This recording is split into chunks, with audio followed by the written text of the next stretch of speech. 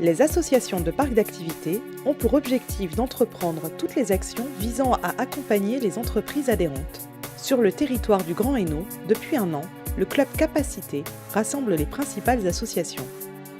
Plus de 150 entreprises sont représentées avec une même volonté, s'entraider.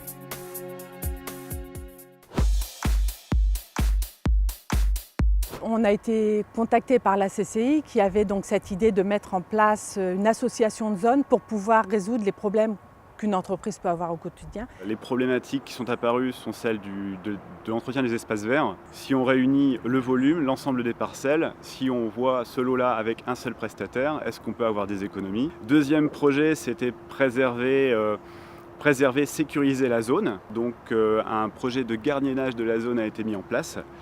Donc c'est quelque chose qui est très cher, donc ça ne peut se faire que par la mutualisation. Dans notre association, on a tout type d'entreprise, que ce soit la petite entreprise de 2 salariés à la grosse entreprise pouvant aller à plusieurs centaines de salariés, sur des domaines différents, que ce soit dans l'automobile, dans le chauffage, dans la formation professionnelle. Nous nous réunissons une fois par mois, en général c'est le lundi, de midi à 2 sous forme de plateau repas. Ça nous permet de ne pas trop prendre de temps sur notre emploi du temps professionnel. L'idée, c'est de présenter nos experts. Donc on parlait de problématiques tout à l'heure. Ça peut être des problématiques juridiques. Donc récemment, nous avons fait venir un avocat. Ça peut être une notion d'expert, de prestataire lié à l'énergie. Récemment, nous avons fait venir la société Place des Énergies, avec laquelle nous avons mis en place un projet de mutualisation qui a permis des économies importantes pour certains, jusqu'à 50% d'économies sur leur facture de gaz. L'idée, c'est présentons-nous nos experts et échangeons-nous nos bonnes pratiques. Les bénéfices concrets, dans les projets de mutualisation, et là ils sont très clairs, c'est l'économie. Là c'est un bénéfice flagrant. C'est aussi, ça peut être générateur de business.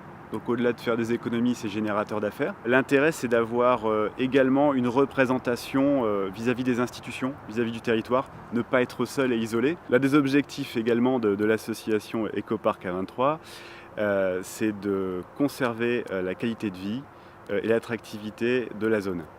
Donc nous avons participé avec le parc régional naturel à l'opération Plantons le décor pour justement implanter des arbres fruitiers sur la zone, préserver son écosystème. Nous avons regroupé un certain nombre d'entreprises, donc un certain nombre de salariés, avec un besoin de se restaurer le midi.